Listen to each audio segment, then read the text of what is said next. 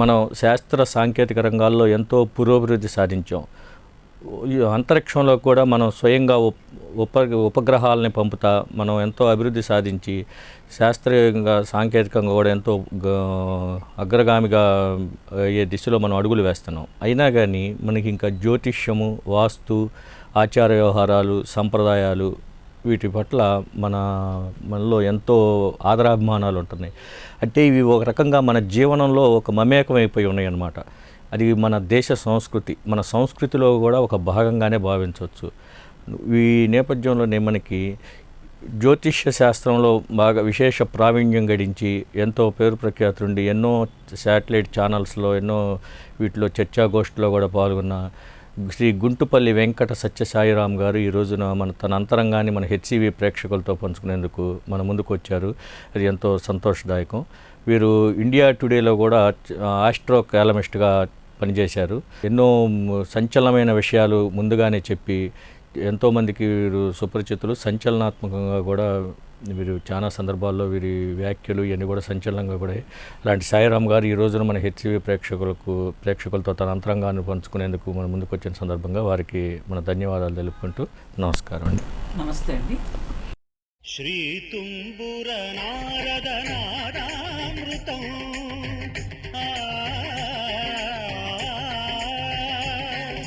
శ్రీ తుంబుర నారద నాదామృతం స్వరరాగ రసభావతాళామృతం సంగీతామృతపారం ఇది స్వరసుర జగతి సోపానం శివుని రూపాలు భువికి దీపాలు స్వరం పదం ఏకం పదం కలిసిన. పూర్వజన్మల్లో నువ్వు ఏవైతే కర్మలు చేసుకొని వచ్చావో నీకు నువ్వుగా జడ్జి చేసుకొని ఇటువంటి జన్మను అనుభవించాలి, ఇటువంటి పరిస్థితులు అనుభవించాలి అనుకొని ఒప్పుకొని నిర్ణయించుకొని దిగొచ్చింది ఏ వ్యక్తికి ఆ వ్యక్తి మాత్రమే. శ్రీ తుంబుర నారద నాదామృతం స్వరరాగ రసభావతాళాన్వితం. వాస్తులో ఉన్న వాస్తవము 50% మాత్రమే.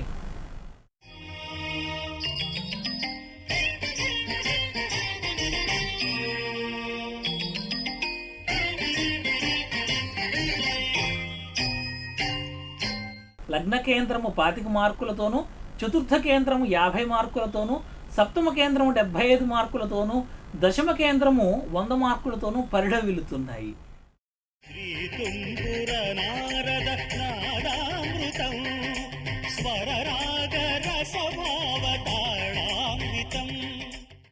మీకు హెచ్సివి ప్రేక్షకులందరికీ కూడా నమస్కారం.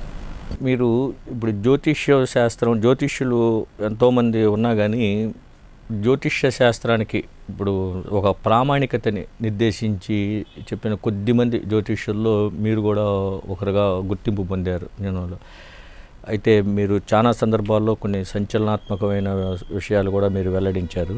అవన్నీ మనం తెలుసుకోబోయే ముందు అసలు మీ కుటుంబ నేపథ్యం ఏమిటో చెబుతారా మా ప్రేక్షకుల కోసం? అండి, అందరికీ కూడా నమస్కారం. శ్రీ గురుభ్యో నమః. హరి ఓం. మా నాన్నగారి పేరు గుంటుపల్లి వెంకటేశ్వరరావు గారు. గుంటూరు జిల్లా నరసరావుపేటలో తెలుగు హెడ్ ఆఫ్ ది డిపార్ట్మెంట్గా వారు పనిచేసి రిటైర్ అవడం జరిగింది. మా నాన్నగారికి 2 వివాహాలు అయ్యాయి. మొదటి వివాహానికి ఒక అక్కయ్య అన్నయ్య ఉన్నారు. మొదటి భార్య ఆవిడ పరమపదించాక, అంటే ఆ రోజుల్లో మందులు లేక సహజ మరణం చెందాక 500 సంవత్సరాల తర్వాత మా అమ్మగారిని ద్వితీయ వివాహం చేసుకున్నారు. మా అమ్మగారికి మేము 7 సంతానం. అంటే మొత్తం మా నాన్నగారి సంతానంలో 6 మగపిల్లలు, 3 ఆడపిల్లలు. నేను మొత్తం సంతానంలో కూడా చిట్టు చివరి వాడిని. మా నాన్నగారు ఆ రోజుల్లో ప్రభుత్వం వారిచిన సౌకర్యం వల్ల మా యొక్క గ్రామ పంచాయతీకి 35 సంవత్సరాల పాటు లెక్చరర్గా పనిచేస్తూనే ఆయన గ్రామ పంచాయతీ ప్రెసిడెంట్గా కూడా ఉండటం జరిగింది. 1982 ఆ ప్రాంతంలో తెలుగుదేశం పార్టీ ఆవిర్భావ సమయంలో మేమంతా చాలా చిన్నపిల్లలుగా ఉన్నప్పుడు గొట్టిపాటి హనుమంతరావు గారి తర్వాత ఒక 2 సంవత్సరాల పాటు మా నాన్నగారు సమితి ప్రెసిడెంట్గా కూడా పనిచేయటం జరిగింది. మృదు స్వభావి ఆయన, స్వాతంత్ర సమరయోధుడు. 3 నెలల పాటు జైలు శిక్ష కూడా అనుభవించారు. అయితే స్వాతంత్ర సమరయోధుడిగా పెన్షన్ పొందడానికి ఆయన ఏమాత్రం ఇష్టం చూపలేదు. ఎందుకంటే స్వాతంత్ర్యం కోసం చేసామే తప్ప పెన్షన్ కోసం కాదు కదా అని మానుకున్న మనిషి మా నాన్నగారు. ఇదంతా కూడా మాకు చాలా సంతోషకరమైనటువంటి నేపథ్యం ఈ మొత్తం కూడా. ఆయన 2 సంవత్సరాలు సమితి ప్రెసిడెంట్గా పనిచేస్తున్న సందర్భంలో కూడా అనేక రకాల మంచి పనులు ఆయన చేయటం జరిగింది. మరి బ్రాహ్మణ సామాజిక వర్గానికి చెంది సమితి ప్రెసిడెంట్లుగా సమైక్య ఆంధ్ర రాష్ట్రంలో పనిచేసినటువంటి వారిలో కొద్ది మందిలో మా నాన్నగారు కూడా ఒకరని చెప్పడానికి సంతోషిస్తున్నాను. మా అన్నదమ్ములు అక్క చెల్లెళ్ళు అందరూ కూడా పద్ధతిగా సెటిల్ అయ్యారు. మేము ఏదైనా అవకాశం ఉంటే సమాజానికి కొద్దిగా మేలు చేసేవారం, అవకాశం లేనప్పుడు మౌనంగా ఉండేవారమే తప్ప సమాజానికి ఎటువంటి ఇబ్బంది కలిగించకుండా తల్లిదండ్రులకు అవకాశం ఉంటే మంచి పేరు తెస్తూ, అవకాశం లేనప్పుడు మౌనంగా ప్రశాంత పౌరులుగా జీవిస్తున్నటువంటి సాధారణ వ్యక్తులం మేమని తెలియజేయడానికి సంతోషిస్తున్నాను. మీరు మీ తండ్రి గారు కూడా విద్యావంతులు, స్వాతంత్ర సమరయోధులు, అంటే ఒక విధమైన ఒక విద్యావంతుల కుటుంబంలో నుంచి వచ్చి కూడా మీకు ఈ జ్యోతిష్య శాస్త్రం వీటి పట్ల మక్కువ ఎలా ఏర్పడింది? మీకు ఏదైనా ఒక ఆశయం ఉండేదా, లేకపోతే మీ నాన్నగారు మిమ్మల్ని ఇలా తీర్చిదిద్దాలని కోరుకున్నారా? నాకు ఆశయం, కర్తవ్యం ఇలాంటివి ఏమీ లేవండి. చిన్నప్పుడు మా నాన్నగారు ఈయన ఒక ప్రక్కన గ్రామ పంచాయతీ ప్రెసిడెంట్గా పనిచేస్తూ, మరో ప్రక్కన లెక్చరర్గా పనిచేస్తూ, ఇంకో ప్రక్కన వచ్చిపోయే వారి కోసం, అంటే ఆయన పట్ల నమ్మకంతో వచ్చిపోయే వారికి ఆయన ముహూర్తాలు పెడుతూ ఉండేవారు. పెడుతూ ఉంటే నాకు కూడా ఆసక్తి కలిగి వారిని అడిగాను, నాకు జ్యోతిష్యం నేర్పించండి అని. కానీ ఇది చాలా కష్టం, నీకు రాదు అన్నారు. చిన్నప్పటి నుంచి నా మనస్తత్వం ఏంటంటే, నేను ఏదైనా నేర్చుకోవాలి అని అనుకుంటే, అంటే సంకల్పిస్తే, ఇది లేదు రాదు అనే మాటలు నాకు వినపడ్డా కూడా నేను పట్టించుకోను. పైపెచ్చు నాకు ఇంకా పట్టుదల విపరీతంగా పెరుగుతుంది. ఆ పట్టుదల పెరిగే నేను నేర్చుకోవడం జరిగింది. మా తాతగారు అంటే తల్లి తండ్రి జ్యోతిష్యంలో ఆయన నిష్ణాతులు, వారి ద్వారా కూడా నేను నేర్చుకునే అవకాశం నాకు లభించింది. అయితే నేను వినమ్రంగానే చెప్తున్నాను, మా తాతగారు స్థాయిలో కానీ, నేను కష్టపడి ప్రావీణ్యం సంపాదించిన స్థాయిలో కానీ మా నాన్నగారికి అయితే ప్రావీణ్యం లేదు. ఆయన తెలిసిన వారికే చెప్తూ ఉండేవారు. అలా చెప్తూ పోతూ ఉంటే తప్పులు చేయటం, వాటిని దిద్దుకోవడం, తప్పులు చేయటం, వాటిని దిద్దుకోవటం, పరిశీలించటం, పరిశోధించటం, తప్పును నిజాయితీగా ఒప్పుకోవటం, ఈ లక్షణం వల్ల నేను ఒక స్థాయికి రాగలిగానేమో అని నేను భావిస్తున్నాను. మీరు అంటే ఈ జ్యోతిష్యం వైపు దృష్టి మరల్చిన తర్వాత మీ రెగ్యులర్ చదువులకి ఏమీ ఆటంకం కలగలేదండి? అంటే మీ నాన్నగారు అప్పట్లో ఉపాధ్యాయులుగా కూడా ఉండేవారు కాబట్టి. లేదండి, రెగ్యులర్ చదువులకి ఆటంకం కలగలేదు. నేను 9వ తరగతి చివరిలో ఉన్నప్పుడు నాకు కామెర్లు వచ్చి కఫ సంబంధమైన దోషం విపరీతంగా వచ్చింది. నాకు ఇప్పటికి కూడా అంతో ఇంతో లైట్గా కఫ సంబంధ ఇబ్బంది అయితే ఉన్నది.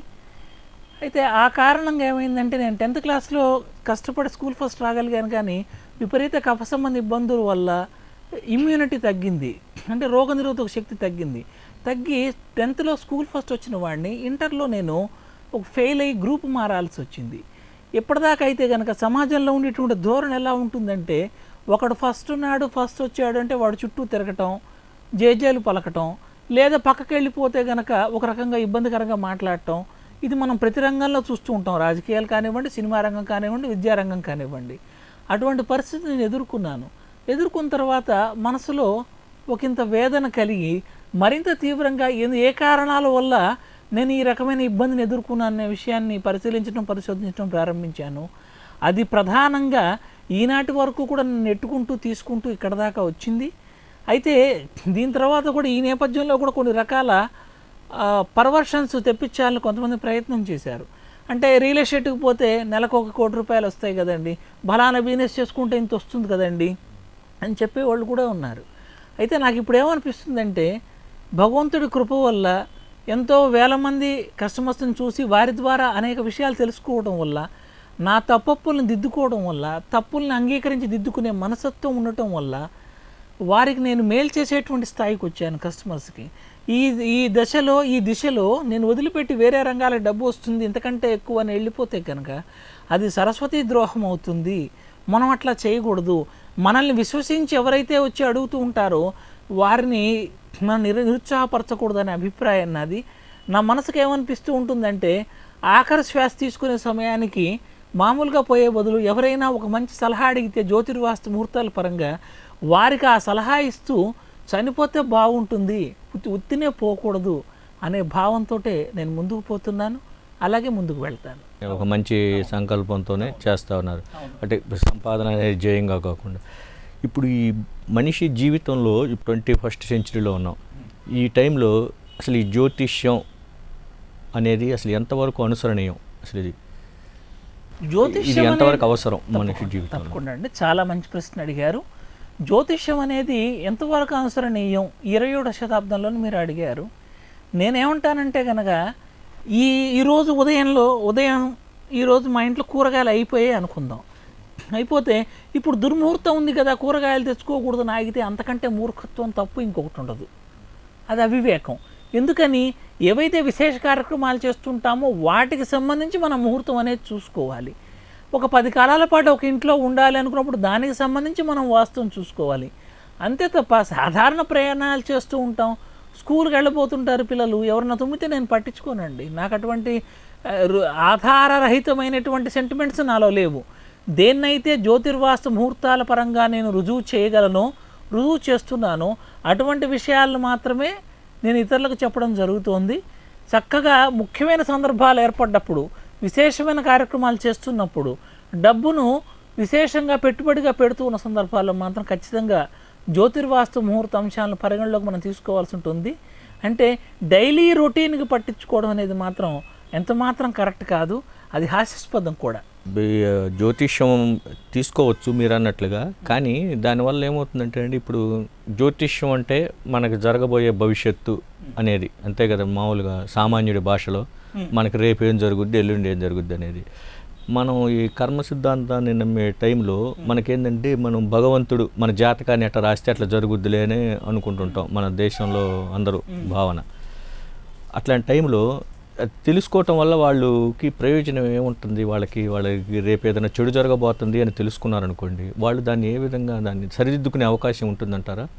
ఎందుకంటే అది జాతకంలోనే రాసిబడి ఉన్నప్పుడు జాతకాన్ని మార్చే శక్తి మన జ్యోతిష్యులకి పరిహారాల వల్ల చేయగలిగే అవకాశం ఉంటుందా? అంటే పరిహారాల ద్వారా పడిసిపోయేటువంటివి కొన్ని ఉంటాయి, ముహూర్తాలను ఆశ్రయించడం ద్వారా పడిసిపోయేవి కొన్ని ఉంటాయి, వాస్తును అనుసరించడం ద్వారా పడిసిపోయేటువంటి ఉపాయాలు కొన్ని ఉంటాయి. ఇదే కాకుండా సజ్జనుల యొక్క ఆశీస్సుల వల్ల మహర్షులు కానీ మహాయోగులు కానీ లేదా సాధారణ సాంసారిక జీవితంలో ఉంటున్నా కూడా ఉత్తమ ప్రమాణాలతో లోకోపకారం చేసే మనస్తత్వంతో కూడిన మనస్తత్వంతో ముందుకు పోయేవారు ఎవరైతే ఉంటారో వారి యొక్క ఆశీర్వచనాలు తీసుకోవడం వల్ల కూడా వీటి యొక్క ఉధృత అనేది తగ్గించుకునే అవకాశం ఉంటుంది. కంప్లీట్గా కర్మ నిర్భిన్నం చేసే అవకాశం లేదా అంటే అది కూడా ఉంది, కానీ దాని యొక్క అవకాశం చాలా తక్కువగా ఉంటుంది. ఉదాహరణకు మనం పతివ్రతామ తల్లి సావిత్రీదేవి కథ ఉన్నది. భర్త సత్యవంతుడికి ప్రాణగండం ఉంది, అతని యొక్క ప్రాణం పోయినా కూడా తన యొక్క పతివ్రత శక్తి చేత, ఇంకా చెప్పాలంటే ధ్యాన తపశక్తుల చేత ఆ ప్రాణాన్ని వెనక్కి తీసుకురాగలిగింది. అంటే ఏదైతే విధి చేత రాయబడిందో దాన్ని నిర్భిన్నం చేయగలిగింది. ఇందాక నా శ్రీనివాస్ గారు అడుగుతూ ఒక మాట అన్నారు, భగవంతుడు మనకి ఇది రాశాడు, రాసింది జరగక మానదు కదా, విధి ఎలా ఉందో విధిలిఖితం అంతే కదా, జరగవలసిందే కదా అనే ధోరణి మనందరిలో ఉంటుంది. కానీ విధి ఇలాగే ఉంది, అది అలాగే జరుగుతుంది అన్నప్పుడు జ్యోతిష్యం ఎందుకు, వాస్తు ఎందుకు, ముహూర్తం ఎందుకు? ఇప్పుడు ఎక్కువ మంది విధిని నమ్ముతాం కదండి, విధిలో మనకి ఇలా రాసి ఉండి ఇలా జరుగుతుంది అని చెప్పి అన్నప్పుడు, ఇప్పుడు ఆ రాసి ఉన్న దాని ప్రకారమే విధి లిఖితానుసారం జరిగేటప్పుడు ఈ జ్యోతిష్య శాస్త్రం అనేది తెలుసుకోవడం వల్ల, జ్యోతిష్యం తెలుసుకోవటం వల్ల దాన్ని తప్పించడం అనేది సాధ్యమవుతుందా? తప్పకుండా అవుతుంది, 100% అవుతుంది. ఒక జ్యోతిష్యమే కాదు, వేదాంగ శాస్త్రాలైన జ్యోతిష్య ముహూర్త వాస్తు శాస్త్రాల్లో ఏ ఒక్కదాన్నైనా కానీ లేదా అన్నింటిని కానీ ఉపయోగించుకొని తప్పకుండా మనం బయటపడవచ్చు. బయటపడే అవకాశమే లేకపోతే ఇంక తెలుసుకొని ఏం ప్రయోజనం ఉంటుంది చెప్పండి? మీరు విధిలిఖితం అన్నారు. ఈ విధిలిఖితం అనేటువంటి దాన్ని చాలామంది కూడా భగవంతుడు మాకు అట్లా రాశాడు, మేమేం చేయాలి అనే అభిప్రాయాన్ని కూడా వాళ్ళు వ్యక్తం చేస్తుంటాడు. భగవంతుడు ఎవరికి ఏ విధిని వ్రాయడు. దానికి కారణం ఏంటంటే, పూర్వజన్మల్లో నువ్వు ఏవైతే కర్మలు చేసుకొని వచ్చావో నీకు నువ్వుగా జడ్జి చేసుకొని ఇటువంటి జన్మను అనుభవించాలి, ఇటువంటి పరిస్థితులను అనుభవించాలి అనుకొని ఒప్పుకొని నిర్ణయించుకొని దిగొచ్చింది ఏ వ్యక్తికి ఆ వ్యక్తి మాత్రమే. ఎవరి కర్మకు ఎవరు బాధ్యులు గారు, వీరి కారణంగా నాకు ఇది జరిగింది, వారి కారణంగా నాకు ఇది జరగలేదు అనుకోవటం అనేది సరైనటువంటి ఆలోచన విధానం కాదు. పతివ్రతామ తల్లి సావిత్రీదేవి విధిని నిర్భిన్నం చేసింది. ఇదే విషయాన్ని అరవిందుడు తన సావిత్రి పుస్తకంలో చెప్పారు. అరవింద మహర్షి ఏమని అందరికీ కూడా చెప్తున్నారు మహర్షి, సావిత్రీదేవిని ఒక ఉపమానంగా, ఒక మహోజ్వలమైనటువంటి ఉదాహరణగా చూపిస్తూ, మీరు కూడా విధిని నిర్భిన్నం చేసుకొని బయటకు రండి అని. మీరు గమనించండి, ఇంట్లో కొన్ని విత్తనాలను ఏ విత్తనాలనైనా ఉంచి జాగ్రత్తగా ఉంచి వాటిని కొన్ని సంవత్సరాల తర్వాత నీళ్ళల్లో నానబోస్తే మళ్ళీ మొలకలు దాంట్లో బయలుదేరుతాయి. అదే ఆ యొక్క విత్తనాల్ని మీరు వేపండి, బాణల్లో పెట్టి మళ్ళీ దాంట్లోంచి మొలక రాదు. సద్గురు అదే పని చేస్తాడు. అంటే ఏదైతే కర్మ బీజం రూపంలో విత్తనం రూపంలో ఉన్నదో ఆ యొక్క బీజాన్ని మాడి మసిపోయే విధంగా ఆయన చేసుకురావడం జరుగుతుంది. అందువల్లనే కర్మ నిర్భిన్నం చేయటానికి వాస్తు జ్యోతిష ముహూర్తాల సహకారం తీసుకోవాలి. సద్గురువుల అనుగ్రహంతో కానీ, మంచి కార్యక్రమాలు చేయడం ద్వారాగా కానీ, మంచి వ్యక్తుల ఆశీస్సుల వల్ల కానీ దాని ఉధృతి అనేది మనం తగ్గించుకోవచ్చు. పూర్తిగా అనుభవించవలసినటువంటి అవసరం లేదు. మా జీవితం ఇంతే, మా కర్మ ఇంతే అనేటువంటి సంభాషణలు ఇక మన జీవితాల్లో వద్దు అని చెబుతూ ఒక ఉత్సాహాన్ని కలిగిస్తూ ఉత్తేజాన్ని ప్రేరేపిస్తూ ముందుకు పోతున్నవే భారతీయ శాస్త్రాలు. ఏమాత్రం నిరుత్సాహపడకండి, ప్రాచీన శాస్త్రాల సహకారం తీసుకోండి. మీ అందరి జీవితాలు కూడా బాగుపడతాయని ఒక సీనియర్ జ్యోతిష్కుడుగా, వాస్తు కన్సల్టెంట్గా, ఒక ముహూర్త సిద్ధాంతిగా ఈ రోజున హెచ్సివి వారి ద్వారా ఈ వాక్యాలు చెప్పగలిగినందుకు నేను సంతోషిస్తున్నాను. ఈ ప్రతిభంతా కూడా భారతీయ ఋషులకు చెందిందని చెప్పడానికి నేను ఒక భారతీయుడిగా గర్వపడుతున్నాను. సరే, జ్యోతిష్యం అనే దాని గురించి మీరు వివరణాత్మకంగా చెప్పారు. దాన్ని కొంచెం సేపట్ల పక్కన ఉంచుదాం. ఈ వాస్తు అనేది మనిషి జీవితంలో ఎంతవరకు ఇది ప్రభావం చూపుతుంది? ఈ వాస్తు అనే దానిలో అసలు వాస్తవం ఎంత ఉంది? వాస్తులో ఉన్న వాస్తవము 50% మాత్రమే. ఎందుకని? దీనికి ఆధారం ఏమిటి అంటే, జ్యోతిష్యంలో లగ్నం నుంచి 1వ స్థానాన్ని లగ్న కేంద్రమని, 4వ స్థానాన్ని చతుర్థ కేంద్రమని, 7వ స్థానాన్ని సప్తమ కేంద్రమని, 10వ స్థానాన్ని దశమ కేంద్రమని పిలుస్తారు. అంటే దశమ కేంద్రం అన్నిటికంటే అత్యున్నతమైనది, బలమైనది అని చెప్తారు. మనం మాట్లాడుకుంటున్నప్పుడు కానీ, మనం ఏదైనా ఆలోచిస్తున్నప్పుడు కానీ, వ్యవహరిస్తున్నప్పుడు కానీ ప్రతి విషయంలో కూడా మనకు గణితం ఉంటుంది, లెక్క ఉంటుంది. ఆ లెక్కను మనం పసిగట్టాలి. దశమం అనేది అన్నిటికంటే అత్యుత్తమమైనది అనుకున్నప్పుడు లగ్నాన్ని ఎక్స్గా, చతుర్థ స్థానాన్ని 2xగా, సప్తమ స్థానాన్ని 3xగా, దశమ స్థానాన్ని 4xగా భావించాలి. అల్టిమేట్గా ఏదైనా విషయాన్ని అత్యున్నతమైనది అని చెబుతున్నప్పుడు మనం ఏం చెబుతాము? అతను 100% నికార్సైన మనిషి, అతనికి 100కు 100 మార్కులు వచ్చాయి, 100కు 100% సాధించాడు అనే మాటలు చెప్పుకుంటుంటాం. కాబట్టి అత్యున్నతమైనది 100 మార్కులు అవుతుంది. కనుక దశమ కేంద్రం అంటే 4x = 100 అవుతుంది. అప్పుడు x = 100/4 అంటే x అనేది 25 అవుతుంది. అంటే లగ్న కేంద్రము 25 మార్కులతోనూ, చతుర్థ కేంద్రము 50 మార్కులతోనూ, సప్తమ కేంద్రము 75 మార్కులతోనూ, దశమ కేంద్రము 100 మార్కులతోనూ పరిఢవిల్లుతున్నాయి. అయితే లగ్న కేంద్రం జ్యోతిష్యంలో వ్యక్తి యొక్క అన్ని వివరాలు తెలియజేస్తుంది. చతుర్థ కేంద్రం గృహ సంబంధ, విద్యా సంబంధ విషయాలను తెలియజేస్తుంది. సప్తమ కేంద్రం వ్యాపార భాగస్వామ్య సంబంధాలను తెలియజేస్తుంది. దశమ కేంద్రం వృత్తి సంబంధాలను తెలియజేస్తుంది. చతుర్థ కేంద్రం గృహాన్ని చెప్తున్నది. కాబట్టి ఇందాక మనం చెప్పుకున్నట్టు గణితం ప్రకారం 2x = 50 అవుతుంది. కాబట్టి చతుర్థ కేంద్రానికి అంటే గృహ కేంద్రానికి అంటే వాస్తుకి కేవలం 50% మార్కులు మాత్రమే ఉంటాయి. 100% వాస్తుతో వస్తుందనేది పచ్చి అవాస్తవం. అది అమాయకుల్ని మోసం చేయడమే అవుతుంది. వాస్తు దాని గురించి సరే అభిప్రాయం చెప్పారు. ఇకపోతే ముహూర్త బలం అనేది ఇప్పుడు వ్యక్తి జీవితం మీద ఎంత ప్రభావం చూపుతుంది? ఎందుకంటే వాళ్ళకి జ్యోతిష్యము, ఈ ముహూర్త బలము, ఈ రెండింటికి మధ్య అసలు సమన్వయం అనేది ఉంటుంది కదా. అది అసలు ముహూర్త బలం గొప్పదంటారా, లేకపోతే ముహూర్త బలం ప్రకారం జ్యోతిష్యంలో మార్పులు జరిగే అవకాశం కూడా ఉంటుందా? ఖచ్చితంగా ఉంటుంది. కాకపోతే ఒక వ్యక్తి యొక్క జాతకంలో తీవ్రమైన దృఢ దుష్కర్మ జరుగుతూ ఉన్నప్పుడు ఆ వ్యక్తికి ఎవరైతే మంచి ముహూర్త నిర్ణయం చేస్తారో ఆ వ్యక్తికి ఆధ్యాత్మిక శక్తి ఉంటే, అంటే గురుత్వం వహించేటువంటి స్థాయి శక్తి ఉంటే, అతని యొక్క ఆశీర్వచన ఫలితంగా, అతని నిర్ణాయక శక్తి ఫలితంగా ఈ యొక్క ముహూర్తం అనేది ఫలించి అతని యొక్క బాధలను పోగొడుతుంది. అదే ముహూర్త నిర్ణయం చేసే వ్యక్తి మంచి ముహూర్తాన్ని నిర్ణయించినప్పటికీ ఆధ్యాత్మిక సంపన్నుడు కాని పక్షంలో ఈ దురదృష్టకరం ఉన్నటువంటి వ్యక్తి ఆ సమయానికి ఈ ముహూర్తాచరణ చేయలేడు. అంటే బంధువులు మరణించడం వలన, ఇంట్లో వాళ్ళకి ఆరోగ్యం బాగలేకనో, వేరే ఇతరేతర కారణాల వలనో ఆ సమయాన్ని నిర్వహించలేక వాయిదా వేసుకోవాల్సిన పరిస్థితి ఏర్పడుతుంది. ఈ విషయాన్ని మనం జాగ్రత్తగా గమనించాలి. అందుకే ఇందాకనే చెప్పాను, ముహూర్త నిర్ణయం చేసేటువంటి వ్యక్తికి ఆయనలో గనక సుసంపన్నత ఉన్న పక్షంలో ఈ వ్యక్తికి ఏ దురదృష్టం ఉన్నా కూడా అవన్నీ కూడా కొట్టుకుపోతాయి.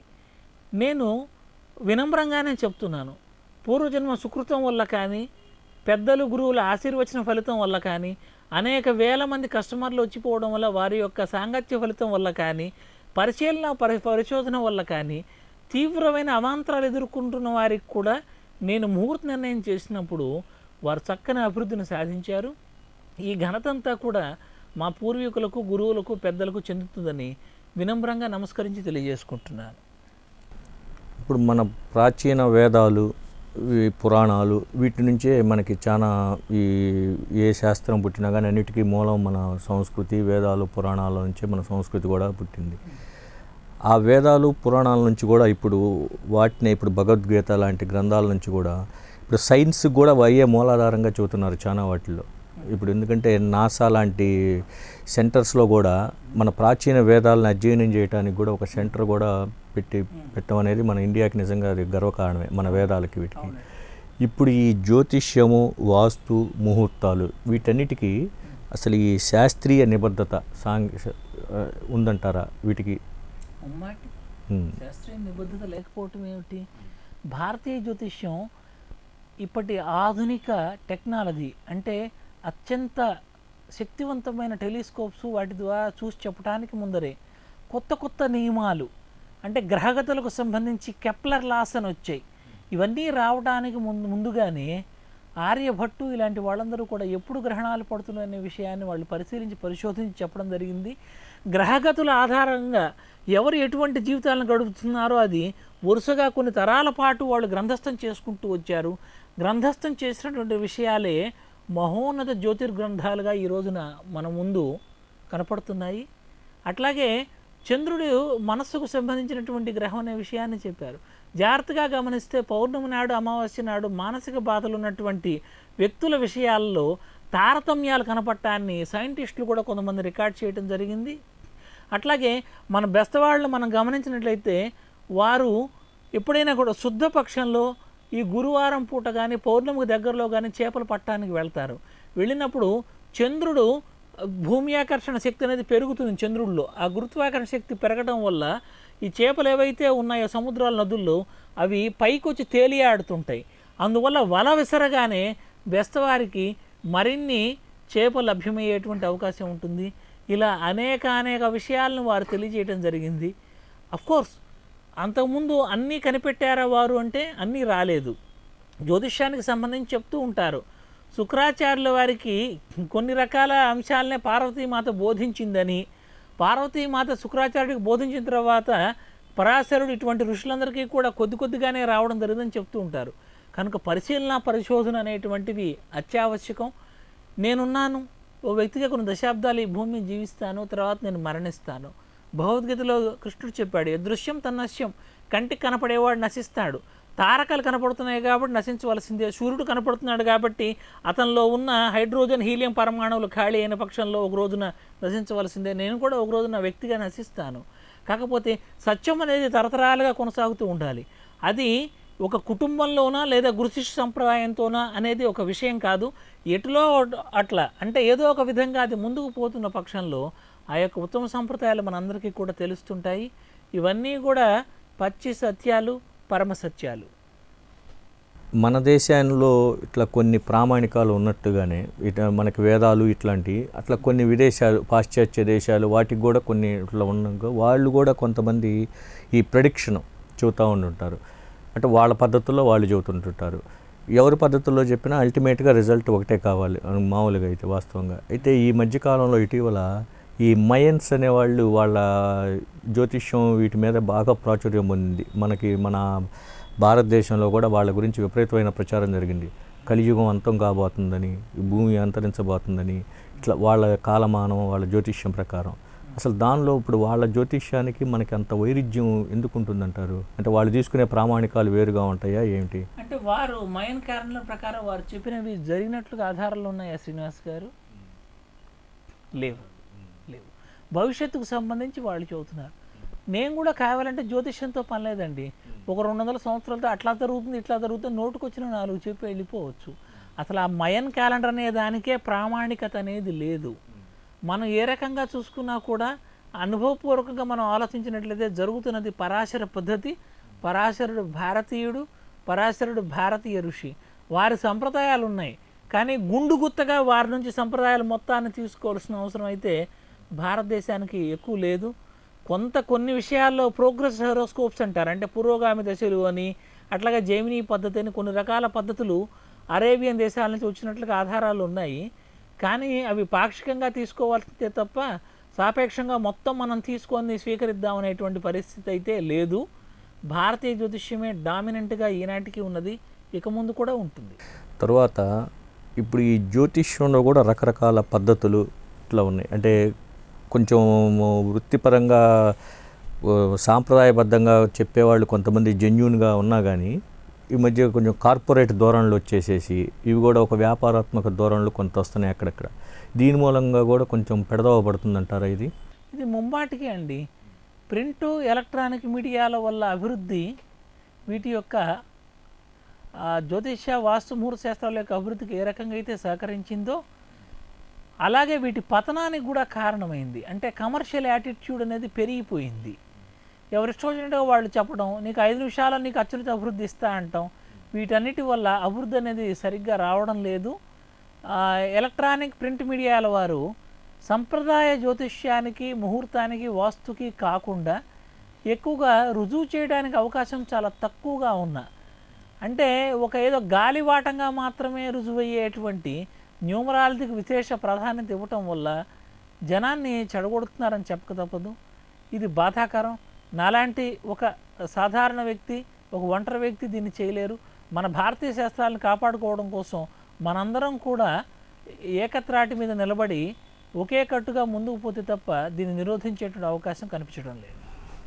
ఎందుకంటే ఇది ప్రజల మీద ఈ ప్రచార ప్రసార సాధనాలు కానీ, సోషల్ మీడియా కానీ ప్రభావం కూడా చాలా ఎక్కువగా ఉంటుంది. దీనిలో ఇప్పుడు అసలు వాస్తవం ఏదో అవాస్తవం ఏదో అని నిర్ధారించుకోగలిగే శక్తి మామూలుగా సామాన్య మానవులకు ఉండదు. ఇప్పుడు అది అట్లా వాటిని విభజించగలగటానికి, అసలు మనం వాటిని వేరు చేయగలగటానికి అసలు ఏంటి ప్రామాణికం, ఒక లైను, ఒక బేస్ ఏంటి? అంటే ఏ వ్యక్తి అయితే కనుక ఫలితాలు చెబితే అత్యధిక శాతం జరుగుతున్నాయో అతని దగ్గరికి వెళ్ళటం మాత్రమే దీనికి ఉదాహరణ. అమాయకంగా మోసపోవడం కన్నా కూడా, మోసపోయే కంటే ముందుగా ఆ వ్యక్తి ఎవరికైనా చెప్పారా, ఏదైనా జరిగిందనే విషయాన్ని మనం ఒకసారి రుజువు చేసుకొని నిర్ధారించుకున్న తర్వాత వెళ్ళే ప్రయత్నం చేస్తే బాగుంటుంది. అట్లా కాకుండా ఆయన ప్రకటన ఇచ్చారు కాబట్టి తనకు తానే స్వయంగా తగిలించుకున్న బిరుదులతోటి, విభూతి రేఖలతోటి, అట్లాగే వాళ్ళు వేసుకున్నటువంటి డ్రస్సులతోటి, ప్రచార పటాటా ముద్రలతోటి, ఆడంబర పదజాలంతో మనం పోయి నమ్మామనుకోండి, వీడితే నష్టపోతారు. దానికి చేయగలిగేది ఏమీ లేదు. భారతీయ చట్టాల ప్రకారం జ్యోతిర్వాస్తు ముహూర్త శాస్త్రం అనేవి వినియోగదారుల చట్టంలో లేవు కాబట్టి దీని గురించి చట్టపరంగా పెద్దగా మాట్లాడుకోవడానికైతే ఏమీ ఉండదు. మనం చెప్పిన వాళ్ళ యొక్క ఆధారాల ప్రకారం, అంటే మౌత్ టు మౌత్ క్యాన్వాస్ అంటుంటారు ఇంగ్లీష్లో, అంటే ఒక వ్యక్తి యొక్క పేరు గురించి మనం విని వెళ్తే బాగుంటుందని నా అభిప్రాయం. నమ్మకానికి సంబంధించింది కాబట్టి ఇక వాళ్ళ నమ్మకాన్ని ఆధారంగా ఉంటుంది. నమ్మక ఆధారంగా వెళ్ళటమే. ఇక అది మూఢనమ్మకంగా మారితే ఇక మనం ఏం చేయలేము అనమాట. ఏం చేయలేము. దురదృష్టవశాత్తు ఎక్కువగా మూఢనమ్మకంగా మూర్ఖంగానే పోతుంది. అందుకే నేను మనవి చేశాను, ఒంటరిగా మనం ఏం చేయలేం. ఇప్పుడు నా బోటి వారు, మీ బోటి వారు అందరం కలిసికట్టుగా ప్రయత్నిస్తే ముందు రోజుల్లో ఏమైనా మార్పు రావచ్చేమో చూద్దాం.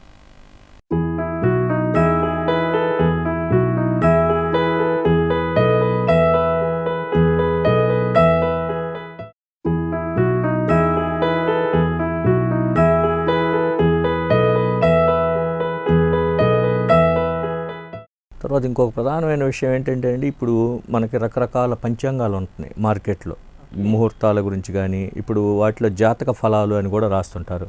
కాకపోతే అసలు ఏ రెండిట్లో ఒక రకంగా ఉండవు. వీటిల్లో అసలు ఈ పంచాంగాల్లో సమయాల మధ్య తేడా కానీ, ఈ జాతకాల్లో ఉన్న వ్యత్యాసం కానీ వస్తుంది. అదేవిధంగా ఇంకొకటి ఏంటంటే, మన పండుగలు కూడా ప్రధానంగా ఇది ఉగాది పండుగకి, శ్రీరామనవమి పండుగకి మనకి ఎక్కువగా వస్తుంటుంది. ఇది తిరుమల తిరుపతి దేవస్థానం వారు ఒక రకంగా డిసైడ్ చేస్తే, రాష్ట్ర ప్రభుత్వం ఇంకో రకంగా, అట్లా వైరుధ్యాలు వచ్చిన సందర్భాలు కూడా ఉన్నాయి. అసలు ఈ వ్యత్యాసాలు పంచాంగానికి వీటికి మధ్య ఒక గ్రంథానికి ఒకటే ప్రామాణికంగా ఉన్నప్పుడు ఈ వ్యత్యాసాలు ఇవన్నీ ఎందుకు వస్తున్నాయి, ఎట్లా ఉంటున్నాయి అంటే? అంటే వీరు అనుసరించేటువంటి పద్ధతి తేడా ఉంటుంది. పంచాంగాలు స్థూలంగా 2 రకాలు. ఒకటి దృగ్గణిత పంచాంగం, రెండవది పూర్వగణిత పంచాంగం. దృగ్గణిత పంచాంగం అనే దానికి అర్థం ఏంటంటే సూర్యుడికి చేరువలో సూర్యుని చుట్టూ తిరుగుతున్నటువంటి ఈ గ్రహాలన్నీ కూడా ఈ కక్షా మార్గంలో చేరులో తిరుగుతున్నప్పుడు సూర్యకాంతి ప్రభావం చేత కంటికి కనపడకుండా పోతాయి. కంటికి కనపడకుండా పోయేటువంటి సమయాన్ని మనం మూఢమి, మౌఢ్యమి, మూటం అని స్థానిక భాషలో చెప్పుకుంటూ ఉంటారు.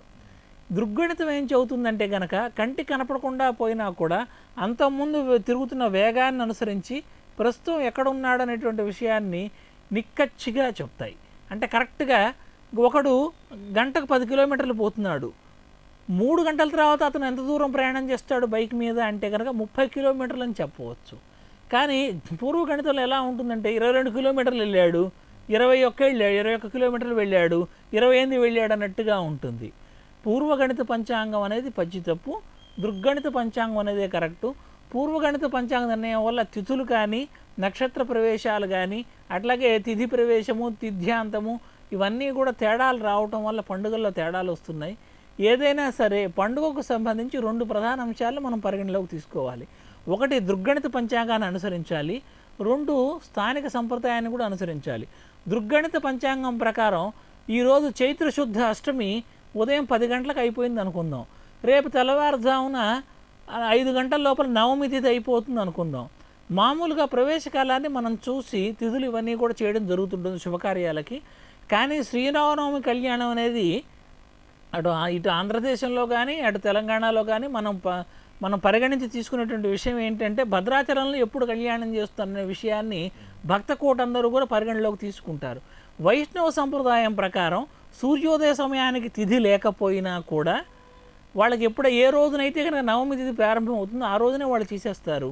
అందువల్ల వైష్ణవ సంప్రదాయాన్ని గౌరవించి భద్రాచలం పట్ల మనకున్న భక్తి ప్రపత్తులను గౌరవించి ఆ ప్రకారంగానే పోవలసి ఉంటుంది. కనుక పండుగలకు సంబంధించి మనకు ఆధారభూతాలు 2గా ఉండాలి. ఒకటి దృగ్గణిత పంచాంగం, 2 స్థానిక సంప్రదాయం. అంటే ఇది సెంటిమెంట్తో కూడిందన్నమాట. ఇప్పుడు ప్రామాణికంగా ఏది తీసుకున్నా వాస్తవం అనేది ఒకటే ఉండాలి కదా. ఒక వ్యక్తి జాతకంలో కూడా పంచాంగాలు, తేదీలు, సమయాలు కూడా, జాతక ఫలాలు కూడా అదే విధంగా ఉండాలి కదా. ఆ తేడా అంటే అది చెప్పే వ్యక్తిని బట్టి కూడా ఉంటుందండి. అంటే జాతక ఫలాలు అందరూ ఒకే రకంగా చెప్పాలి ఎక్కడుంది. ఆయన నేర్చుకున్నది ఏ పద్ధతిలో ఆయన నేర్చుకున్నారో మనకు తెలియదు, అదొకటి. తర్వాత నేర్చుకున్నది ఎంతవరకు అవగాహన చేసుకున్నారనేది మనకు తెలియదు. ఇంతమంది డాక్టర్లు ఉన్నారు ఈ గుంటూరులో. వైరల్ ఫీవరు ఈ కాలంలో వ్యాప్తి చెందింది అనుకుందాం. ఒక డాక్టర్ గారు ఒక మెడిసిన్ రాస్తారు, ఇంకో డాక్టర్ గారు ఇంకో మెడిసిన్ రాస్తారు. డాక్టర్లు అందరూ మెడిసినే చదివినప్పుడు వాళ్ళందరూ ఒకటే మెడిసిన్ రాయాలిగా, వేరు మెడిసిన్లు ఎందుకు రాస్తున్నారు? వాళ్ళు చదువుకున్న చదువు, వారికి ఉన్నటువంటి అవగాహన ఇవన్నీ కూడా అనేక రకాల అంశాలు ప్రతిబింబిస్తాయి. ఏ విషయంలో కూడా అందరూ ఏకతాటి మీద నిలబడాలి, ఒకే మాట చెప్పాలి, ఒకే అభిప్రాయానికి రావాలి అని మనం డిమాండ్ చేయం. కానీ జ్యోతిష్యం, వాస్తు, ముహూర్తాల విషయంలో ఈ రకమైన డిమాండ్ చేయటం చాలా విచిత్రంగా అనిపిస్తోంది. మరి ఈ పరిస్థితి మారాలని నేను కోరుకుంటున్నాను. తర్వాత మీరు జ్యోతిష్యంలో వెల్లడించిన విషయాలు ప్రస్తావనకు వస్తే, డాక్టర్ వైఎస్ రాజశేఖర రెడ్డి గారు ముఖ్యమంత్రిగా ఉండగా ఆయన ప్రమాదాన్ని మీరు ముందే ఊహించి ఒక ఛానల్లో మీరు చెప్పారు. అది కాంట్రవర్సీ తర్వాత కూడా అయింది. మీకు ముందే ఎలా తెలిసింది ఏంటని? అసలు వాస్తవంగా మీరు దేని ప్రకారం ఆ ప్రమాదాన్ని ముందే ఊహించగలిగారు? మీరు ఎలా అంటే అది మీ రహస్యమైనా కానీ మామూలుగా ఆసక్తి కోసం మన జనానికి ఉండే క్యూరియాసిటీ కోసం అడుగుతున్నాను. ఇందులో రహస్యం ఏమీ లేదండి, దాచుకోవాల్సిన ఏమీ లేదు. రహస్యం అంటూ దాచే ప్రయత్నం నేను చేస్తే అది క్షంతవ్యం. అంటే రహస్యం అంటే నా ఉద్దేశంలో కొన్ని ట్రేడ్ సీక్రెట్స్ అని ఉంటాయి కదా, దేని ప్రకారం మీరు గుణించారు అట్లాంటి వాటి జోలికి నేను పోవట్లేదు. ఏం లేదండి, నేను హ్యాపీగా మీ అందరికీ కూడా చెబుతాను. నాకు ప్రాప్తి అనే దాని మీద నమ్మకం ఉంది. నా దగ్గరికి ఎంతమంది కస్టమర్లుగా రావాలో, నేను ఎంత అభివృద్ధి చెందాలని రాయబడి ఉన్నదో నాకు తెలుసు. నాకు ప్రాప్తి గురించి నాకు తెలుసు కాబట్టి నా నుంచి ప్రాప్తి ఎవరు లాక్కుపోతారన్న భయం నాకు లేదు. ఎందుకంటే నాకు ప్రాప్తి ఇచ్చేది మీరు కాదు, నేను చేసిన కర్మలతో నా ప్రాప్తిని నేనే నిర్ణయించుకొని దిగొచ్చాను. అందువల్ల సత్యాన్ని ప్రకటించడానికి నేను వెనుకంజ వేసే ప్రశ్నే లేదు. పరాశర మహర్షి స్పష్టంగా చెప్పారు, కేవలానాంచ పాపానాం దశాసు నిధనం క్వచిత్ అని. అంటే కేవలం పాపగ్రహాలే ఒక మనిషిని చంపేస్తాయని పరాశర మహర్షి చెప్పారు. పాపగ్రహాలంటే ఏమిటి? ఆయుష్కారక గ్రహాలైన శని లేదా రాహు లేదా కేతు గ్రహాలు ఒక మనిషిని చంపివేస్తాయి. శనిలో రాహు జరుగుతున్నప్పుడు కానీ, రాహువులో కేతువులో కానీ, కేతువులో శనిలో కానీ, అంటే మనం పరస్పరంగా అటు ఇటుగా చూసుకోవచ్చు. 6 కాంబినేషన్స్ ఉంటాయన్నమాట. శనిలో రాహు లేదా శనిలో కేతు, ఇవి 2 కాంబినేషన్లు. రాహువులో కేతు లేదా రాహులో శని, ఇవి 2 కాంబినేషన్లు. కేతువులో శని లేదా కేతువులో రాహు, ఇవి 2 కాంబినేషన్స్. మొత్తం 6 కాంబినేషన్స్ ఉంటాయి. రాజశేఖర రెడ్డి గారికి రాహు మహర్దశలో కేతు అంతర్దశ అనేది జరుగుతోంది. ఆయనకు జన్మలగ్నం నుంచి కూడా అష్టమంలో శని జరుగుతూ ఉన్నది. ఇవన్నీ కూడా మరణ సూచనలు. కేతువు అట్లాగే ఆయన యొక్క జాతకంలో బలంగా లేడు. మరి కుజుడి దృష్టి కూడా అష్టమం మీదకు, అంటే ఆయుష్ స్థానం మీదకు దృష్టి ఉన్నది. కనుక బాధాకరమైన మరణం సంభవిస్తుంది అనేటువంటి విషయాన్ని అష్టమ స్థానం మీద కుజుడి దృష్టి ఉంటే చెప్పేయచ్చు. కేతువు యొక్క అంతర్దశ జరుగుతూ ఉంది కాబట్టి కేతువు మోక్షానికి కారకుడు. మోక్షాన్ని ఇచ్చే వ్యక్తి ఎక్కడికి పోతాడు? మనకు స్వర్గం పైన ఉంటుందన్న నమ్మకం, అంటే ఆకాశం వైపుకి మనం చూస్తాం నమస్కరించేటప్పుడు కూడా. నిజానికి మనం తార్కికంగా ఆలోచిస్తే ఆకాశం అనేది లేనే లేదు. ఎందుకంటే ఈరోజు అర్ధరాత్రి పూట మనకి ఏదైతే కిందగా కనపడుతూ ఉంటుందో, మనం భూమి తిరిగి అదే ఆకాశంగా మారుతూ ఉంటుంది, అటు ఇటు తిరుగుతూ ఉంటుంది. అయితే ఆకాశ సంబంధమైన విషయాలు తెలియజేసే గ్రహం కేతువు.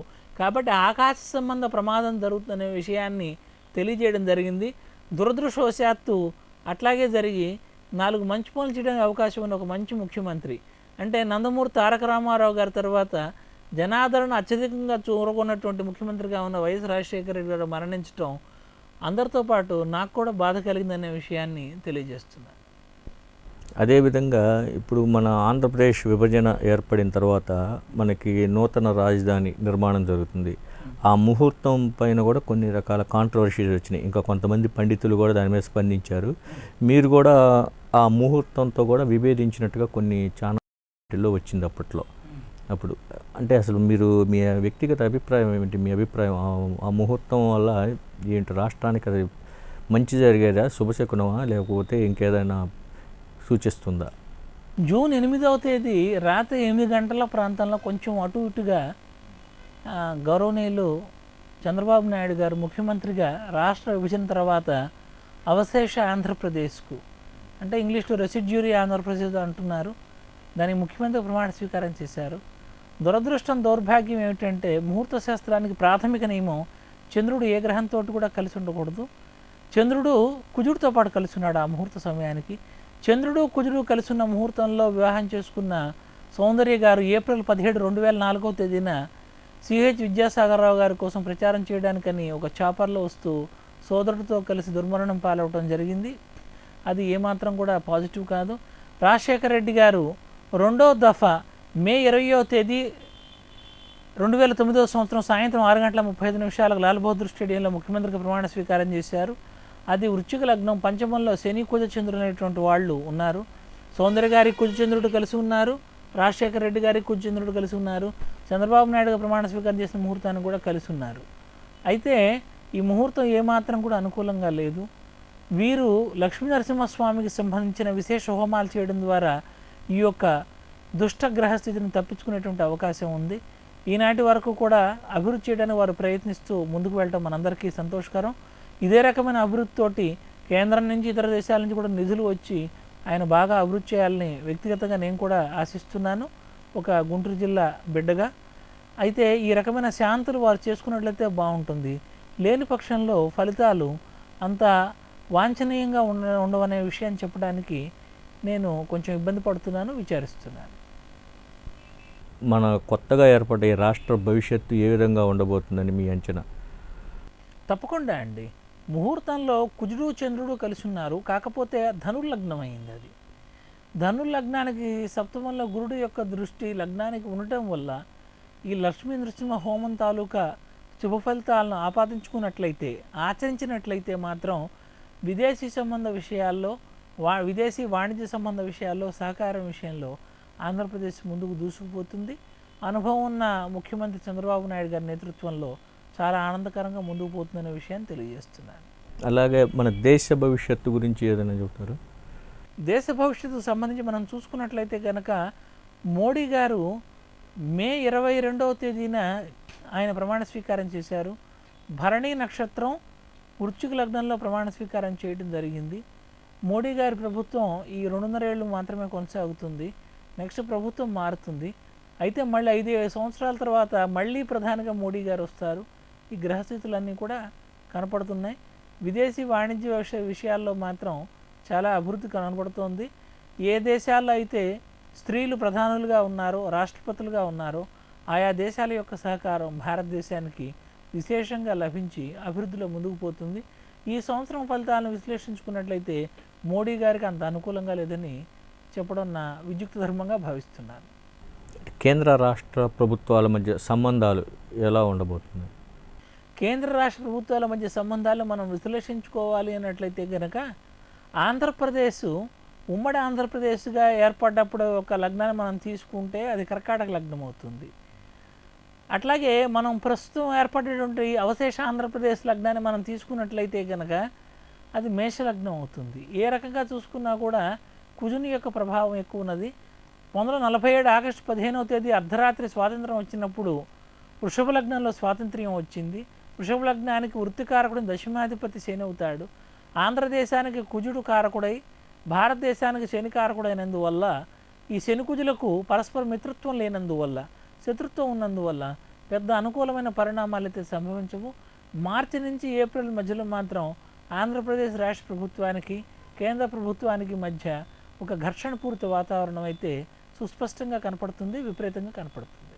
తర్వాత అండి ఈరోజు ఇప్పుడు రేపు రాబోయే జనవరి 26వ తేదీన వచ్చే అమావాస్య ఒక మౌని అమావాస్య అని, దానికి ఏదో విశేష ప్రాధాన్యం ఉందని చెబుతుంటారు. ఆ రోజు ఎవరు మాట్లాడకూడదని, ఇట్లా రకరకాలుగా చాలామంది జీవితాల్లో దాని తర్వాత ఒక చేంజ్ ఇప్పుడున్న దానికంటే సమ్ డిఫరెంట్ రాబోతుందని ఒక ప్రచారం జరుగుతూ ఉంది. అది ఎంతవరకు వాస్తవం? ఇది మౌని అమావాస్య అనేది విశేషంగా ఉత్తరాదిలో పాటిస్తూ ఉంటారండి. మన దేశంలో పాటించేటువంటి సంప్రదాయం కాదు.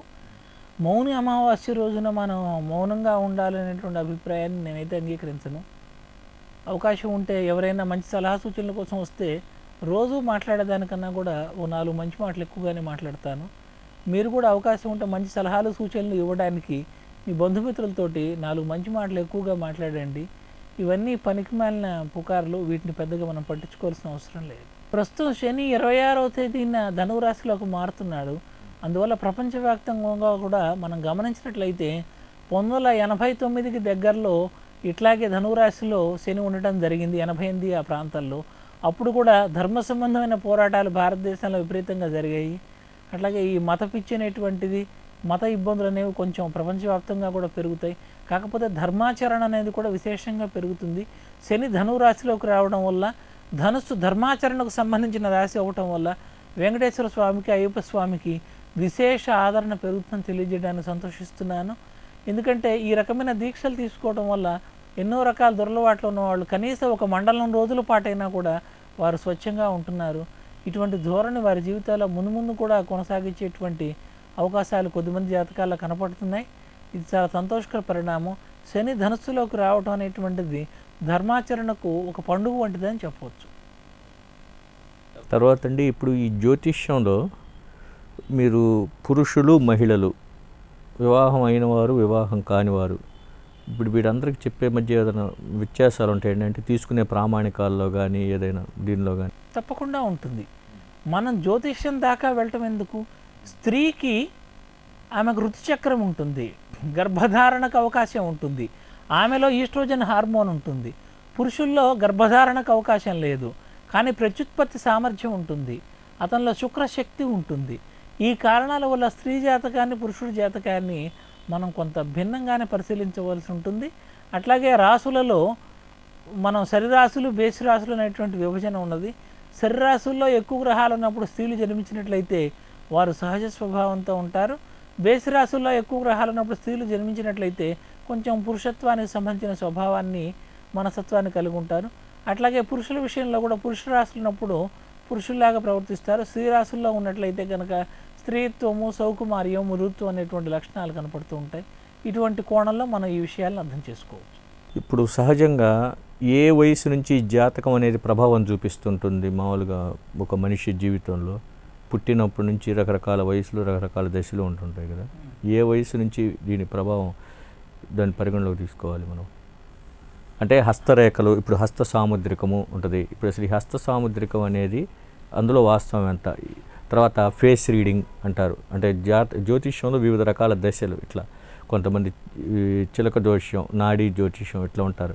అట్లా వీటిల్లో అసలు ఉన్న ప్రామాణికత ఎంతవరకు? జ్యోతిష్యానికి సంబంధించి మనం ఆలోచించినట్లయితే అది ఎప్పటి నుంచి చెప్పాలి అనుకుంటే, ఒక మనిషి శ్వాస ఎప్పుడైతే తీసుకుంటాడో అదే మనిషి యొక్క జనన సమయం అవుతుంది.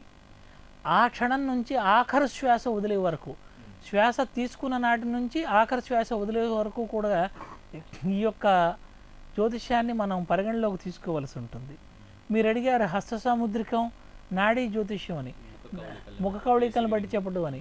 ఫేస్ రీడింగ్ అనేది చెప్పడం అనేటువంటిది అది ఒక సాధారణ ఆర్ట్ మాత్రమే. హస్త సాముద్రికం అనేది సరైనటువంటి శాస్త్రమే. కానీ 2-3 సంవత్సరాలకు ఒకసారి రేఖలు మారిపోయే అవకాశం ఉన్నందువల్ల దీన్ని మనం ఎప్పటికప్పుడు 2 సంవత్సరాల ఫలితం వరకు చెప్పించుకునేటట్లయితే హస్త సాముద్రికాన్ని మనం ఫాలో అవ్వచ్చు. అట్లా కాకుండా 20 ఏళ్ళు 30 ఏళ్ళకి చెప్పించుకోవడం మాత్రం కరెక్ట్ కాదు. తర్వాత మీరు నాడీ జ్యోతిష్యం గురించి అడిగారు. నాడీ జ్యోతిష్యం అనేది భగవంతుడు సృష్టి ఆది నుంచి సృష్టి అంతం వరకు ఎన్ని రకాల జన్మలు ఈ భూమి మీదకి వస్తాయనే విషయాన్ని తెలియజేశారు. ఆ విషయాన్ని చెబుతుంది కాబట్టి దాన్ని నాడీ గ్రంథాలు అంటం జరిగింది. ఈ నాడీ గ్రంథాన్ని చెప్పేటువంటి శక్తి ఒక యోగులకు మాత్రమే ఉన్నది. యోగులు తమ యొక్క సత్యసంధ చేత నిత్యము కూడా వారు సత్యంలోనే జీవించడం చేత వారు పరమోన్నత సత్యాలను కనిపెట్టగలిగారు. వారు కనిపెట్టి ముందు ఎవరెవరు జన్మిస్తారు, ఎటువంటి విషయాలు జరుగుతున్న విషయాన్ని గ్రంథస్థం చేశారు. వీటినే నాడీ గ్రంథాలు అంటారు. అందరూ కూడా ప్రేక్షకులు ఒక విషయాన్ని గమనించాలి. మా గుంటూరు జిల్లా మా నసరావుపేటలో ఒక మోసగాడు ఉండేవాడు గతంలో. అతను నేను నాడీ జ్యోతిష్యం చెబుతా అని చేయబట్టుకొని చెప్పేవాడు. దీన్ని జీవనాడి అంటారు. ఇది జ్యోతిష్యం చెప్పే నాడి కాదు, అది పచ్చి మోసం. డాక్టర్లు చూసానాడు, ఇది జీవనాడి. డాక్టర్లు చూడవచ్చు, వారికి చేయి అందించండి మీకు ఏదైనా ఆరోగ్యం బాగలేకపోతే, అంతవరకే. అంతే తప్ప ఇది ఫలితాలని చెప్పే నాడి ఎంత మాత్రం కూడా కాదు. నాడీ గ్రంథాలనే ఉన్నాయి. కాకపోతే నాడీ గ్రంథాల పేరుతోటి అనేక మంది యథాశక్తి మోసం చేస్తున్నారు. అనంతకోటి మోసాల్లో ఇది కూడా ఒక మోసం అనుకోవడం తప్ప మనం ఏం చేయలేం. ఇప్పుడు మనిషి యొక్క సెంటిమెంట్ని కానీ, వాళ్ళ ఆచార వ్యవహారాలు, సాంప్రదాయాలు, కట్టుబాట్లు, వీటిని జ్యోతిష శాస్త్రం అనేది ఎంతవరకు ప్రభావితం చేయగలుగుతుంది? ఎందుకంటే కొన్ని కాంట్రడిక్షన్స్ వస్తుంటాయి కొన్ని చోట్ల. మన వ్యక్తిగత సెంటిమెంట్, మన కుటుంబ కట్టుబాటు ఏదైనా ఉందనుకోండి, దానికి మన జాతకం, దీన్ని ఎంతవరకు మన జ్యోతిష శాస్త్రం ప్రభావితం చేస్తుంది? సెంటిమెంట్ అనేది పూర్తిగా సెంటిమెంటేనండి. జ్యోతిష్యం అనేది శాసిస్తుంది, సెంటిమెంట్ శాసించదు. సపోజు ఒక వ్యక్తి ఎదురైతే నాకు మేలు జరగటం లేదని కొంతమంది వ్యక్తులు అంటారు. అదే వ్యక్తి ఎదురైతే వాళ్ళ ఇంట్లో వాళ్ళకి చాలా మేలు జరగచ్చు. కాబట్టి అప్పుడు అది శాస్త్రం కాదు. శాస్త్రం అనే మాటకు అర్థం శాస్త్రమితి శాస్త్రం, శాసించున్నది శాస్త్రం. జ్యోతిష్యం శాసించగలుగుతుంది. జ్యోతిష్యం చెప్పే వాళ్ళల్లో ఏదైనా అవగాహన లోపం ఉంటే అవగాహన లోపం వల్ల తప్పులు జరుగుతాయే తప్ప జ్యోతిష శాస్త్రం వల్ల తప్పులు జరగవు. అంటే శకునం అనేది మరి ఇప్పుడు ఎంతవరకు కరెక్ట్ అవుతుంది? వాళ్ళ ఒక సెంటిమెంటే మీరు చెప్పిన దాని ప్రకారం. శకునం అనేది కూడా పూర్తి స్థాయి సెంటిమెంటే, దాన్ని మనం శాస్త్రంగా పరిగణించలేము. నేను ఏనాడు కూడా ఎవరికి ప్రబోధించలేదు. అంటే వాళ్ళ జాతకానికి విరుద్ధంగా ఏదన్నా జరిగిందనుకోండి, దాని మీద అంటుంటారు కదా కొన్ని. ఇప్పుడు కొంతమంది పిల్లి ఎదురొస్తే శకునం అని ఇట్లా రకరకాలుగా ఉంటుంటారండి. అసలు వాటిల్లో అది వ్యక్తిని బట్టి ఉంటుందంటారా, లేకపోతే వాటికి కూడా ఏదైనా ఒక వేదాల్లో ఒక ఇది ఉందా? వేదాల్లో ఎటువంటి ప్రామాణికత లేదు. అది వ్యక్తి యొక్క సెంటిమెంట్ మాత్రమే. దాన్ని మనం పరిగణలోకి తీసుకోలేం. కొంతమంది వితంతువులు ఎదురొస్తే కనుక చెడు జరుగుతున్నటువంటి మూర్ఖులు ఉన్నారు.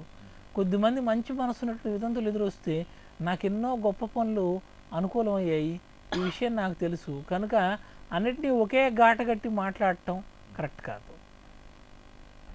తర్వాత మీకు చాలా ఈ సుదీర్ఘమైన ఈ దీనిలో ఈ జ్యోతిష్య ఈ ప్రయాణంలో మీకు బాగా సంతృప్తి కలిగించిన సంఘటన అసలు మీరు చెప్పగలిగింది ఏదైనా ఉందండి? అంటే మీకు సెల్ఫ్ సాటిస్ఫాక్షన్ ఇచ్చింది, మీరు ఎవరికైనా ఏదైనా చెప్పి? ఒక వీక్ నేను 11 ఏళ్ల క్రితం జ్యోతిష్యం చెప్పాను. అతనికి ఒక మా ఇంటి దగ్గర కాకుండా వేరే చోట చెప్పడం జరిగింది. అతను అవి గుర్తుపెట్టుకుని వెళ్ళిపోయాడు. తర్వాత అతనికి యథాతథంగా జరిగింది. ఆ తర్వాత అతను నన్ను కనుక్కోలేక 11 ఏళ్ల పాటు వెంటాడి వేటాడి నన్ను పట్టుకొని, సార్ మీరు చెప్పినవన్నీ జరిగాయి నాకు అని మా ఇంటికి వచ్చి చెప్పాడు. ఆ సంఘటన మాత్రం నేను మర్చిపోలేను, చాలా ఆనందం కలిగించింది. ఇక ముహూర్త శాస్త్ర విషయానికి వస్తే కనుక మీ ముహూర్తాలు మాకు అద్భుతంగా ఫలించాయని, మామూలుగా అట్టడుగు స్థాయిలో ఉన్న వ్యాపారాలు కూడా అభివృద్ధి పథంలో దూసుకుపోతున్నాయని అనేక మంది వ్యాపారులు నాకు చెప్పటం ఎప్పటికీ ఎన్నటికీ సంతృప్తి కలిగించినటువంటి అంశాల్లో ఒకటి. అదేవిధంగా మీకు కొంచెం బాధాకరమైనది కానీ అసంతృప్తి గురైనవి కానీ సందర్భాలు ఉన్నాయి అట్లా? బాధాకరమైన సందర్భం దాదాపుగా ఒక్కటి కూడా లేదండి. ఎందుకనంటే అంటే బాధాకరం అంటే మీరు చెప్పటం అట్లా, ఇప్పుడు ఫలానా వ్యక్తి ఇది మంచి అయితే బాగుండేదే కానీ అతని జాతకంలో ఇది లేదే అనేది అట్లా ఒక బాధ కలిగించేదే కదా? అసలు లేదండి. నేను ఒక డాక్టర్ లాంటి వాడినండి. నా దగ్గరికి ఒక వ్యక్తి ఒక ఆహార పదార్థం తినడం వల్ల కానీ, నీటి దోషం వల్ల కానీ, వ్యక్తిగత అలవాట్లో వచ్చేటువంటి ఇబ్బందుల వల్ల కానీ అతను వ్యాధి తెచ్చుకొని వస్తే అతన్ని కసురుకునేటువంటి వ్యక్తిని కాదు నేను. ఎందుకు వచ్చినా సరే వైద్యం చేయించి పంపించే వ్యక్తి లాంటి వాడిని. వ్యక్తుల యొక్క వ్యక్తిగత అలవాట్లు కానీ, జాతకంలో ఉండే మహాయోగాలు అవయోగాలు కానీ నా మనసు మీద ప్రభావం చూపెట్టవు. నేను మనసులో కూడా ఉంచుకోను. గొప్ప జాతకం వచ్చిన వాడు ఒకరోజు మరణిస్తాడు, నేను ఒకరోజు మరణిస్తాను. నికృష్ట సినిమా కష్టాలు చెప్పేవాడు ఒకరోజు మరణిస్తాడు, నేను మరణిస్తాను. అలాంటప్పుడు నేను నా బుర్రలోకి ఎక్కించుకొని నా మనసును ఎందుకు పాడు చేసుకోవాలి? నా మనశ్శక్తి చాలా గొప్పది. నేను ఎప్పటికప్పుడు మాట్లాడిన తర్వాత ఆ విషయాలను డిలీట్ చేసేస్తుంటాను మనసులో నుంచి. అందువల్ల నాకు అత్యంత బాధ కలిగించిన సంఘటన అయితే ఏదీ లేదు, ఉండదు కూడా. మీ అల్టిమేట్ గోల్ అంటే మీ లక్ష్యం కానీ మీ గమ్యం ఏమిటి అసలు దీనిలో, ఈ ప్రయాణంలో మీరు అసలు ఏదైనా మీకు ఒక టార్గెట్, ఒక ఎయిమ్ ఉందా? మీ గమ్యం ఏమిటి? నాకు గమ్యం లేదండి, అసలు నాకు గమ్యం లేదు. ఎందుకంటే గమ్యం పెట్టుకొని ఎప్పుడైతే మనం పరిశోధన చేస్తామో దాని యొక్క ఉద్దేశం పోతుంది. ఒక నెల రోజుల లోపల ఈ లక్ష్యం సాధించాలి, ఒక ఏడాది లోపల ఇది సాధించాలి, బలానా అవార్డు భారతదేశంలో ఇస్తున్నారట, బలానా అవార్డు అమెరికాలో ఇస్తారట జ్యోతిష్యులకు, వాస్తు వాళ్ళకి, అది నేను సాధించాలి. ఈ అంశాలే నా మనసులో లేదు. నాకు మనసులో ఉండేటువంటి గమ్యం అంటే ఏమిటయ్యా అంటే, జీవించే చివరి రోజు వరకు కూడా పరిశోధన చేస్తూ ముందుకు పోవడమే నా గమ్యం. ఎప్పటికప్పుడు నా తప్పుల్ని ఒప్పుకోవడం, దిద్దుకోవడం, కొత్త విషయాలను కనిపెట్టడం, 10 మందికి ఉపయోగపడుతున్న ఈ అంశాలు అన్నప్పుడు ఆనందించడమే తప్ప బాధపడటం అనేది లేదు, గమ్యం అనేది లేదు. లక్ష్యం ఎప్పుడైతే పెట్టుకుంటామో, సమయ నిర్ధారణ ఎప్పుడైతే చేసుకుంటామో అప్పుడు మనిషికి టెన్షన్ బయలుదేరుతుంది. అదే అన్ని రకాల జబ్బులకి ఈనాడు మనం చూసినట్టు ఉపద్రవాలకి కారణం. అటువంటి ఉపద్రవాలను సృష్టించదలుచుకోలేదు.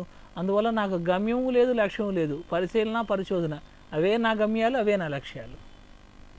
ఇక చివరిగా ఇప్పుడు ఈ మూఢనమ్మకాలు వీటిల్లో పడి ఇట్లా చాలామంది తమ ప్రాబ్లమ్స్ కొని తెచ్చుకుంటుంటారు. వాళ్ళందరికీ అసలు మీరు జ్యోతిష్య పండితులుగానే కాకుండా ఒక అభ్యుదయ భావాలు ఉన్న ఒక వ్యక్తిగా కూడా మీరు ఇచ్చే ఒక సందేశం, ఒక పరిశీలకుడుగా మీరు ఇచ్చే సందేశం ఏమిటి చెప్పండి? సందేశాలు ఇచ్చే స్థాయి నాకు ఉందని నేను సందేశం అంటే ఒక సూచన అనుకోవచ్చుగా. అది సందేశం అంటే అది ప్రతి ఏదన్నా కానీ ఒక మంచి తేవటంలో తప్పే ఉంది అందులో. ఒక సూచన అయితే నేను చెప్తాను. మీరు ఏ విషయాన్నైనా సరే, ఏ వ్యక్తులైనా సరే గమనించండి.